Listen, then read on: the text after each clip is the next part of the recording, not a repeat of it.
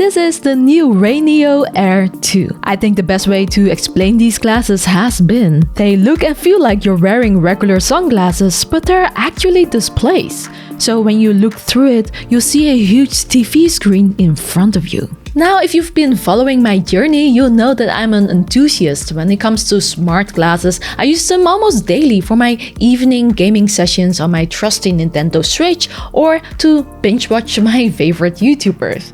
The main benefit is that it's so compact that you can easily bring them anywhere you want to go. What makes the RayNeo Air 2 more interesting to me is its lineage. They're incubated by TCL Electronics, which you may know as one of the largest TV manufacturers in the world. And now RayNeo has become an industry leader in AR innovation, currently holding a 28.4% market share in China's consumer AR smart glasses industry. So with this reputation, I couldn't help but be intrigued when they reached out, as I've been wondering what their glasses bring to the table. So a big shout out to them for sending them our way and sponsoring this video. As always, my opinions are my own, and in this episode, I'll be sharing my first impressions. Stay tuned for a full review coming later. So let's see what's in the box and try them out.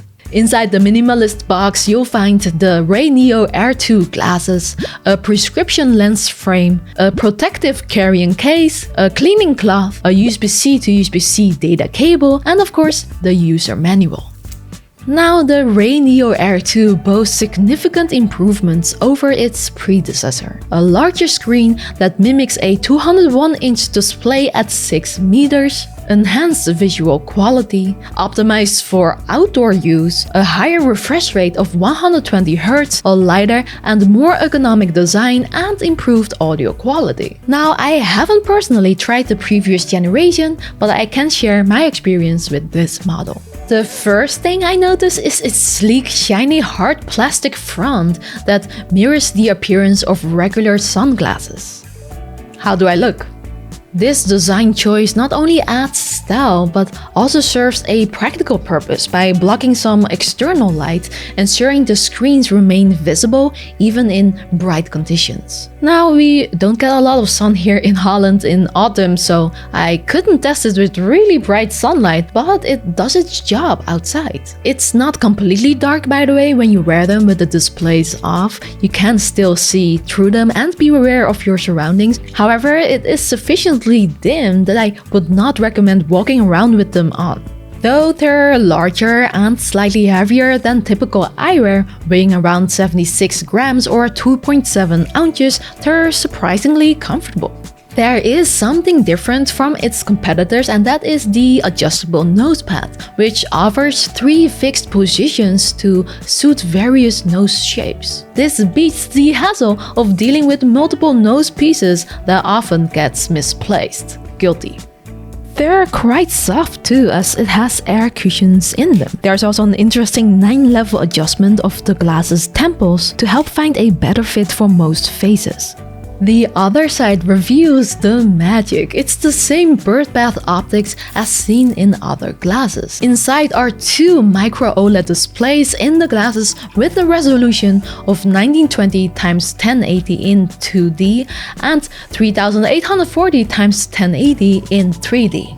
These displays, paired with the clever optics, create the illusion of a huge screen right before your eyes. Now, there are a couple of buttons on the glasses. At the left, there's the volume control, and at the right, the brightness buttons. It can go up to 600 nits, which is on par with similar glasses. RayNeo claims this brightness should not harm your eyes. But what's different is that this one has 9 brightness levels for you to toggle between. I really like how dark it can get for when you're watching a movie at night. So there are also a couple of shortcuts, so if you press both sides at the same time, you can toggle between 2D and 3D modes. That's another thing I love about these smart glasses. It comes with built-in 3D glasses, so if you launch a 3D movie, you can watch it in beautiful stereoscopic 3D effortlessly. Additional button shortcuts allow you to switch between refresh rates from 60 to 120 Hz and activate whisper mode. Toggling this on gives you a slightly more muffled sound but less sound leak, so you don't disturb nobody. This is especially useful in quiet rooms. Talking about sound, the speakers are pretty good. It's exceptionally loud, louder than similar glasses at max volume. While I haven't faced issues hearing other smart glasses, even in a noisy airplane, having the option to crank up the volume further is a nice to have. And if you crave total privacy, you can always connect your Bluetooth headphones. To use these glasses, you will need to connect them to another device via the USB-C cable, and then you can use them in various ways. Projection mode allows you to display content from your phone, PC, game console, and other devices as if it were on a gigantic screen. This mode is my personal favorite. I use this mode extensively for gaming on my Switch and Steam Deck. It's just so much better having a huge screen in front of me and then not having to bend my neck to look at that little screen, but being able to lay down on my couch and game. Plus, it can help if you ever have family feuds over who controls the big TV. For example, if my partner Chary is using the TV for a different game, which happens often, I can peacefully enjoy my games on a big screen without having to fight her.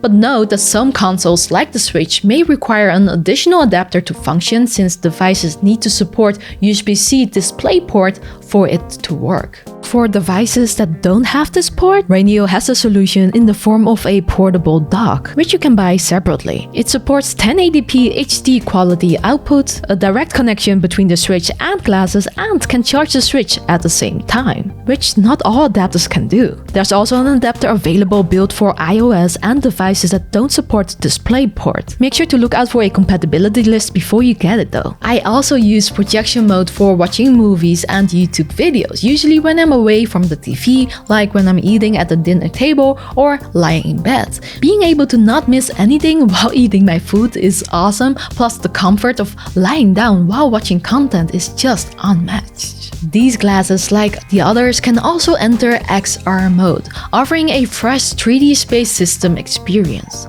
This mode unlocks features like an ultra-wide screen and the ability to install apps like YouTube with features tailored to these glasses. However, it is worth noting that XR mode is supported on only certain Android devices with DisplayPort output and requires the RayNeo XR app.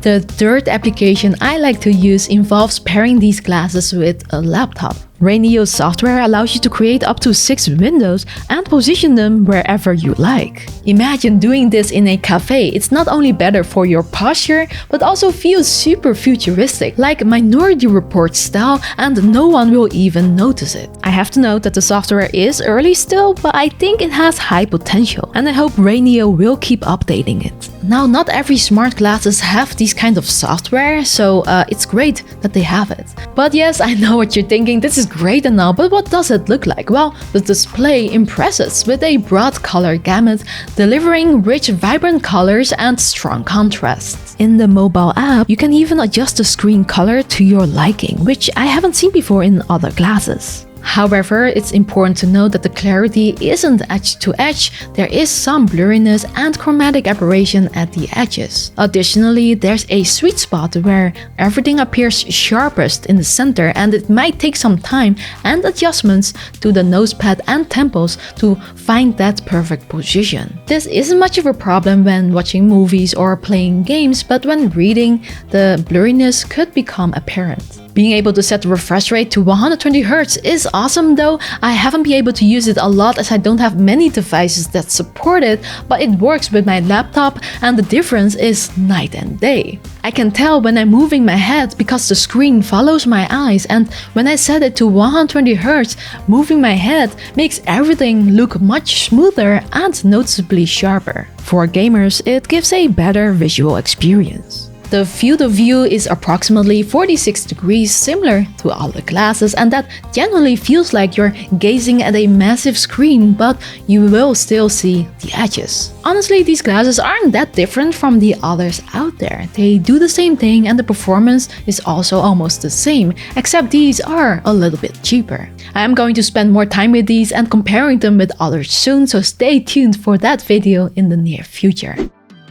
And that wraps up my first impressions of the RayNeo Air 2. If you want to check them out, click the link below. For now, I believe these are a fantastic affordable option, while some compromises are evident to keep the price lower, particularly in specific use cases. These glasses do their job in providing a portable screen with various applications. Now, if I could whisper to my younger self that one day I'd be packing a massive TV into my backpack, I would have chuckled in disbelief. But here we are. I continue to be amazed that we have tech like this now, and I'm excited for that day when everyone gets to experience the enchantment of these devices. Anyways, I would love to hear your thoughts on these glasses so far and how you know about them, because that seems to be the biggest problem. People don't know these things exist. Drop your thoughts below, and if you enjoyed this video, the biggest support you can give us is to like and subscribe and join us beyond reality.